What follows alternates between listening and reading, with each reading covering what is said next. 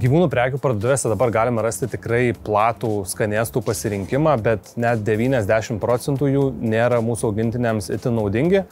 Tarp tokių skanėstų yra ir rūkyti skanėstai ir jie nėra naudingi pagrinde dėl dviejų priežasčių.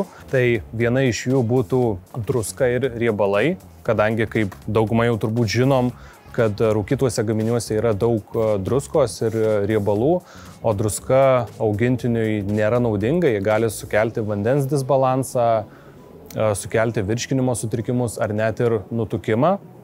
O kita priežastis tai būtų konservantai bei įvairūs kiti cheminiai priedai. Tai tokie priedai šuns organizmui nėra naudingi, gali sukelti įvairias alergijas arba tiesiog neigiamai veikti šuns sveikatą. Renkantis skanėstus reikėtų išanalizuoti jų sudėtį ir rinktis tik tai natūraliausius.